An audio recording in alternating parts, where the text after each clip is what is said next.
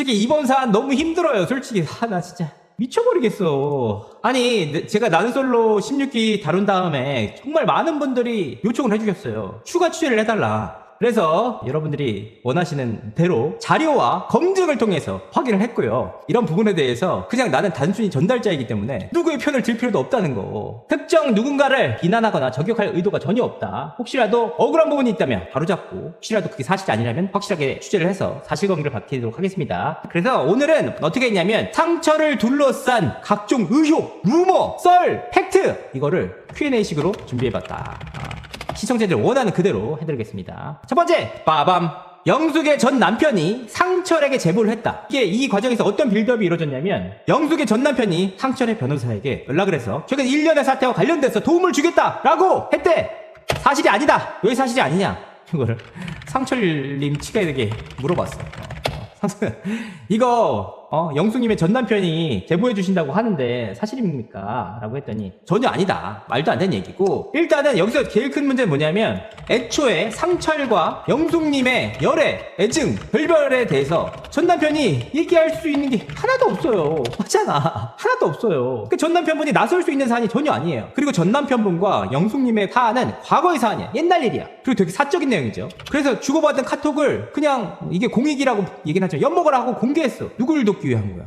법적으로 처벌받을 수 있는 굉장히 리스키한 일입니다. 그러니까 이거는 말이 안 된다. 1년의 과정들을 봤을 때 안 엮이고 싶어 하지, 전혀 전 남편이 나서가지고 왜 그 똥바가지를 쓰겠어요. 상철과 아리랑TV 아나운서의 만남 실체, 이게 나왔어요. 근데 이게 단순히 많은 분들이 오타로 알고 있잖아, 오타. 근데 이거 알아보니까 소름 돋더라고. 일단은 이게 어떻게 됐냐면, 상철님과 소위 말하는 아리랑TV 아나운서가 부적절한 관계를 이어가고 있다는 의혹이에요, 의혹. 근데 이게 어디서부터 시작됐냐? 이것도 진짜 웃겨. 영숙님의 인스타를 통해서 시작됐어요. 영숙님이 이제 이런 걸 올립니다. 상철님과 영숙님이 주고받은 카톡이죠. 근데 여기서 분명하게 아리랑이 나옵니다. 일단 좋은 오빠 동생으로 지내면서 시간을 두고 생각해보자. 내가 노력해봤는데 안동에서 후반부에 일어났던 일에 대해서 좀 감정이 추스러지지 않고, 너 성당이다 어디다 남사친도 너무 많고, 아리랑 남편에 관해 현실적인 문제도 분명히 다툼의 여지가 될 시한폭탄같이 남아있어서 쉽지가 않아. 있죠. 여기서 이제 아리랑TV가 나오죠. 이 부분만 보면은 뭐냐? 아니 아이랑 남편의 오타야. 오타가 맞아요. 근데 여기서 문제가 뭐냐면, 영숙님이 여기서 아리랑TV 아나운서 얘기를 해. 그러니까 이 내용이 빌드업이 어떻게 되냐, 아리랑 남편으로 된 거야. 아리랑TV 아나운서 남편까지 됐어. 그러니까 이 여자는 유부녀야. 그러니까 상철이랑 만났기 때문에 부적절한 관계야. 이런 거거든요.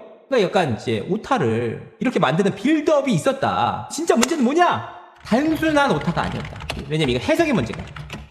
영숙님이 뭐라고 했냐? 짜깁기 의혹 이렇게 했어. 그 실제로 녹취가 존재한대, 아리랑TV에 대해서.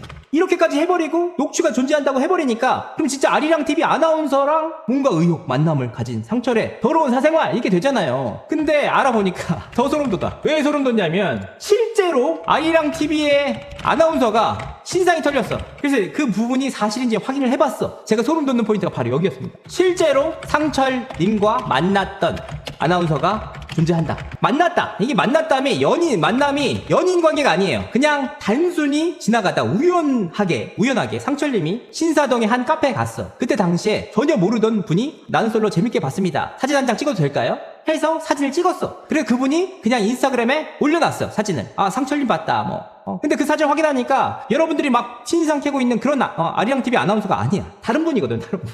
실질적 접근도 없어. 그냥 모르는 사이가 맞아. 사진만 봐도. 그냥 사진만 찍었어. 이분은 유부녀도 아니고 그냥 미혼녀예요, 미혼녀. 만남이 있었던 게 사실이야. 확인했더니 한 차례 식사한 적 있어. 그리고 그럼 연인으로 발전했느냐? 아니에요. 끝. 그걸로 끝. 근데 놀라운 사실은 뭐냐면, 아나운서와 식사를 했다는 사실을 아는 16기 멤버가 한 명 있어요. 그 내용이 결과적으로 영숙님에게 흘러들어간 게 아니냐라는 합리적인 의심을 하는 거죠. 근데 이게 왜 소름 돋냐고 하면, 아까 전에 공개했던 그 아이랑 남편 카톡은 9월 6일날 오타가 났어. 9월 6일날 난 거야. 근데 아리랑TV 아나운서랑 사진 찍어서 인스타에 올려진 시기는 10월이에요. 그 시기가 완전 달라요. 그러니까 지금까지 영숙님은 그 얘기를 안 해. 10월 달에 만난 것을 알고 있다. 그분은 뭐 솔로고 뭐 그걸 얘기 전혀 안 해. 그냥 방조하는 거죠, 방조. 부적절한 만남의 과정처럼 빌드업을 하니까 그게 문제라는 거예요. 그러니까 여기서 피해자가 생긴 건 또 누굽니까? 여기서 아리랑TV 아나운서가 피해를 입었어요. 2명이죠, 2명. 유부녀라는 뉘앙스. 실제 유부녀님이 신상 털렸지. 그분은 무슨 죄가 있어? 그분 무슨 죄가 있어, 진짜. 세 번째죠. 상철의 영상 공개 예고. 이 부분 역시 어디서 시작됐냐? 영숙님의 카톡을 시작됐다. 맞죠? 영숙님의 카톡을 통해서 시작됐어요. 어떤 내용인지 보도록 하겠습니다. 땡땡이 오빠야가 거짓이라 해야, 거짓말이라고 해야 그 미친 더러운 새끼가 성추행범이 되지 않거든요. 영상 터뜨린다고 걔가 더 터지면 관련된 여자들도 골로 가고 변태 새끼는 더 큰 게 터져요. 지가 지 무덤 파는 꼴이 될 텐데 저질이 선동 잘하더라고요. 우리나라 사람들 놀아다고. 상황 잘 보세요. 안녕. 무슨. 그래서 이 부분에 대해서 상철님한테 확인, 검증, 내놔! 이게 제일 어려운 거예요. 부존재 증명을 하는 게 진짜 어려웠거든요. 영상이 없는 걸 어떻게 증명해? 그래서 총 3가지 가능성에 대해서 얘기해요. 3가지 가능성 말씀드리겠습니다. 첫 번째, 영상이 존재한다고 보시는 분들의 3가지 가능성이야. 영철의 블랙박스.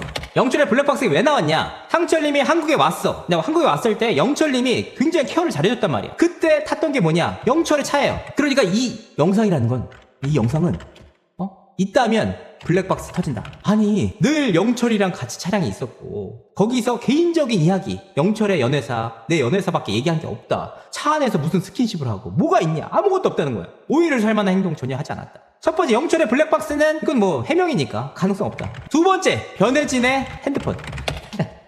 변혜진의 핸드폰이다. 왜냐? 상철님이 얘기했어. 변혜진이랑 사귀기 전에 변혜진님이 자기한테 핸드폰도 주고 케이크도 사주고 여러 가지 다 배려를 해줘서 사귀게 됐다. 핸드폰을 줬으니까 핸드폰 상에 영상이 있다. 부적절한 만남의 영상이 분명히 있다. 이렇게 빌드업이 된 거야. 그래서 확인해봤어요. 변혜진 씨 핸드폰이 상철에게 옮겨간 것을 확인했습니다. 상철과 변혜진 씨가 사귀게 되거든요. 사귀는 과정에서 상철 씨가 혼자 집에 있잖아요. 그러니까 혹시라도 변혜진 씨가 이제 배려를 해주셨나봐요. 혼자 집에 있으니까 밥 굶지 말고 배달 어플로 시켜라. 왜냐하면 상철님은 미국 시민권자라서 이게 가입이 쉽지가 않았나봐. 그러니까 변혜진 씨가 본인이 안 쓰는 핸드폰 하나를 준 거야. 이거 배달 어플 시키라고. 그런데 상철 입장에서는 하루가 바빴어. 외식하고 싶고 나가서 먹고 싶고, 그래서 배려가 너무 고맙긴 했지만 그 핸드폰을 거의 쓰지 않았대요. 그거를 그냥 놨더니 핸드폰이 충전이 다, 배터리가 다 돼가지고 그냥 뒀다가 3주 후에 변혜진 씨에게 갈 때 돌려줬다. 그 핸드폰을 조작할 하등의 이유가 없었다. 즉 영상은 없다. 그 핸드폰에 영상이 없다는 의미예요. 세 번째, 본인이 직접 찍었을 가능성. 이게 가능성이거든요. 영상이 있다고 하니까. 근데 진짜 너무 일반적으로 그냥 친구나 그 여성분이나 이렇게 사진을 찍을 수 있어도 애초에 침대나 뭐 19금 영상을 찍은 적이 없다는 거예요. 근데 계속 이제 마치 19금 영상이 있는 것처럼 상대방의 동의 없이 약간 불법적 영상을 찍은 것처럼 이 낙인이 찍혀오니까 본인이 막 팔짝 뛰더라고요. 아니 이걸 어떻게 증명할 수가 있냐고. 자기가 한 사람은 그냥 있다고 분명히 얘기하고 있어. 터진다고. 터지면 상털도 죽고 여자도 죽는, 녹취도 있다고 하고. 그러니까 이거를 공개해야 되는데 또 공개하면 법적인 문제가 돼. 그러니까 공개할 수는 없지만 있다. 이거 아니야. 세 번째, 제가 이제 취재를 점차 이렇게 하다가 제가 막 황당하고 화가 나는 지경이 이뤘어요. 아니 이럴 수가 있나. 이거 말도 안 되는 얘기인데. 상철의 어머니 탈북인설, 탈북여설. 상철 어머니와 가족들이 또 피해자가 됐잖아. 탈북여설 나왔던 이유가 뭐냐면 상철님이 낯설 사기에 나왔어. 근데 DC 사이드에서 갑자기 진짜 뜬금없이 상철의 어머니는 북한 사람이다, 이게 나온 거야. 근데 그게 진짜 일파만파로 확산이 돼가지고 정말 상철의 어머니가 북한녀가 딱 돼버렸어요. 낙인이 찍혔어. 근데 결과적으로 본인한테도 들어왔을 거 아니야. 그 내용이 너무 황당했다는 거야. 이거는 상철님 입장입니다. 눈물나게 억울하다. 본인이 영숙님과 나는 솔로 끝나고 두 분이 사귀었잖아. 그때 당시에 주고받았던 내용, 상철님은 본인의 외갓집에 대해서 얘기를 했대. 영숙님에게 외가 쪽 분들이 함경도 분이다. 그래서 어머니가 대참면이 있다, 이런 얘기를 한 적이 있대. 그리고 이 얘기를 영숙을 제외한 그 어느 누구한테도 하지 않았대. 이건 뭐 상철님 입장에 내가 해명해보라고 하니까 본인이 해명한 거니까. 그러니까 결과적으로 어머니가 북한과 관련됐다는 사실을 아는 사람이 상철 입장에서는 영숙님밖에 없다는 거야. 그 어떠한 얘기도 안 했어. 근데 이 내용이 올라오고 난 뒤에 어떤 일이 벌어졌냐. DC 사이드에 애초에 상철이 엄마가 북한 사람이다, 그리고 그러면 북한 간첩 아들이다, 이런 식으로 계속 빌드업을 해가지고 상철님이 거의 이제 뭐 간첩이 돼.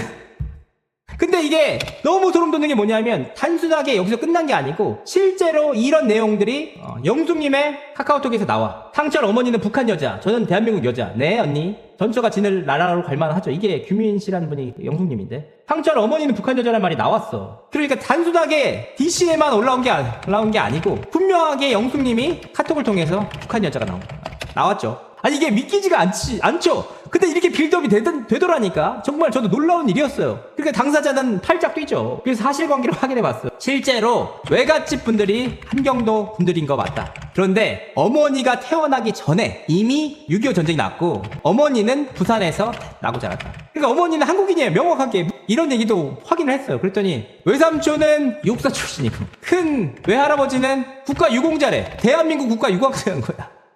그러니까 상철님의 집안에 대해서 빨갱이나 뭐 이런 얘기를 하는 것 자체가 엄청난 명예훼손이에요. 그 집안에 대한 모독이야, 모독. 5번째, A씨에 대한 2차 가해 문제가 생겼어요. 이분이 어떤 분이냐, 상철과 연락을 주고받는 과정에서 주고받았던 카톡이 확보하고 있었고 변혜진님이 그 공식 인터뷰를 통해서 상철이 양다리였다 라는 얘기를 하니까 본인도 또 다른 다리인 줄로 생각이 들어서 변혜진님에게 인스타로 연락을 해가지고 만남 시기를 하나씩 파악했고 이 과정에서 상철님과 주고받았던 그 이른바 말하는 19금 저질 카톡을 변혜진님한테 보낸 거예요. 변혜진님은 공개하지 않았죠. 근데 그 자료가 뜬금없이 영숙님이 공개를 했습니다. 이 문제가 일파만파로 커지자 네티즌들이 물어본 거예요. 영숙님한테. 저는 그런 말 들은 적 없어요. 그분 많은 게 터지기 전에 정신 차리고 가만히 계시는 게 좋을 것 같아요. 아니, 애초에 영숙님이 공개했던 이유, 또 다른 피해자를 막기 위해서 이걸 공익적인 차원에서 공개한다 라고 했는데 피해자한테 너 더 터질 수 있으니까 조심하라고 하세요. 이렇게. 이게 웃을 일은 아닌데 실제로 그런 일이 벌어졌습니다. A씨가 이 일로 인해서 거의 막 멘탈이 나갔어요. 그러니까 그 A씨가 얘기하는 게 이거예요. 이게 또 다른 피해자를 막기 위한 공익입니까? 결과적으로 이런 일련의 사태들을 통해서 공익적인 측면보다는 개인적인 감정 측면이 훨씬 더 강하다는 것을 우리가 파악할 수가 있었습니다. A씨가 영숙님에게 명예훼손 고소를 할 수 있느냐? 근데 이제 어떤 분들께서는 안 된대. 특정성이 없다. 왜냐하면 A라는 이름이 한 사람만 있는 게 아니잖아요. 이름만 밝혔다고 해서 그 A를 피해자 A라고 단정 지을 수 없다. 그래서 제가 변호사들한테 물어봤죠. 당연히 확인을 해봤어. 확인 결과 변호사들 가운데에서도 이게 갈립니다. 특정을 할 수 없기 때문에 고소가 불가하다라는 입장이 있고, 두 번째, 고소 가능. 왜 고소가 가능하냐? 단순히 A씨의 이름만 언급한 게 아니고 상철과 연락을 주고받는 감정적 교류가 있는 A씨잖아. 그런데 이 A씨가 단순히 감정적 교류만 뿐만 아니라 어떤 게 있냐면 이 A씨를 아는 사람들이 있어. 세 사람이 있죠. 상철님이 있어. 변혜진님이 알죠. 그리고 영철님이 알아요. 그리고 A씨의 지인들이 안다. 그렇기 때문에 특정성이 성립할 수 있다. 이게 양측의 법리적 다툼인 거니까. 뭐가 있냐면 여기서 제일 중요한 게 전파성이에요. 전파성. A씨를 아는 사람들이 그 카톡이 A씨와 상철 간에 주고받았던 A씨의 정체를 알고 있고 인스타도 DM을 통해서 보냈기 때문에 그 사람이 누군지 특정할 수 있다는 겁니다. 그렇기 때문에 명예훼손이 성립한다. 반반으로 갈립니다. 반반으로. 그런데 한 가지 더 있습니다. 그러면 명예훼손 될 수도 있고 안 될 수도 있다는 얘기잖아. 이 얘기로 볼 수도 있어요. 근데 제가 확인해보니까 단순히 명예훼손으로만 거냐? 아닙니다. 총 4가지 혐의에 걸 수 있대. 4가지 혐의. 1. 협박. 협박은 이거 보시면 알죠. 저 그런 말 들은 적 없어요. 그리고 그 더 많은 게 터지기 전에 정신 차리고 가만히 계시는 게 좋을 것 같아요. 이게 2번 정통망법 명예훼손. 3번이 또 있어. 3번은 뭐냐면 글로 막 특정이 안 되는데 44조 7항에 정통망법 음란 문자나 영상 공개가 있대. 음란 문자나 영상을 공개하는 경우 개인의 카톡, 개인의 영상을 공개하는 경우, 그래서 여기 뭐라고 하냐, 음란한 문자나 영상 등을 배포해서는 안 된다. 징역 1년 이하의 징역, 그리고 1,000만 원 이하의 벌금이 처해질 수 있다. 또 4번, 이것도 근데 사실 2번이랑 유사한 내용이긴 하지만 스토킹법. 왜냐면 당사자가 원치 않는다고 수차례 고지를 했음에도 불구하고 계속해서 그 A씨의 이름을 언급하고 A씨를 문제 삼고 있으니까. 그리고 당사자 그 영숙님 역시 이 부분에 대한 문제의식을 알고 있어요. 처음에는 A씨 카톡 공개 과정에서 실명 공개했잖아요. 그리고 두 번째는 피드 박제했단 말이야. 근데 이제 문제 제기를 하고 난 다음에 그분이라고 얘기를 하고 있으니까 영숙님 본인도 당사자의 실명이 공개되는 그 부분이 문제가 될 수 있다는 것을 파악하는 것이 아닌가. 근데 2번이랑 4번은 거의 동일한 수준이기 때문에, 왜냐면 특정성이 중요해요. 특정이 그 A씨가 그 A씨로 특정될 수 있는지, 그리고 A씨가 지인을 통해서, 그걸 사실 아는 사람을 통해서 전파성이 있는지, 이 여부를 따지게 될 것이다. 근데 이거는 결과적으로 특정성이 없어서 안 된다는데요, 이게 아니고요, 수사기관을 통해서 하게 된다.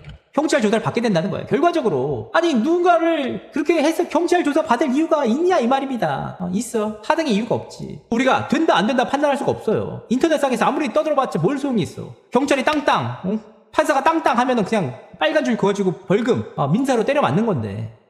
이런 내용이 있습니다. 그러니까 제발 이게 그냥 서로가 감정이 끝난 상태에서 서로가 그냥 싫어. 그러면 아예 언급조차 안 하면 됩니다. 근데 굳이 그 싫은 사람 때문에 왜 조사를 받냐고. 왜 또 다른 피해자를 만드냐고요. 그러니까 이게, 저는 약간 납득이 잘 안 됩니다. 법은 냉정해. 그리고 무섭다. 고소를 받아보면은, 경찰의 조사를 받아보면은 겸손해져요. 제 얘기하는 겁니다.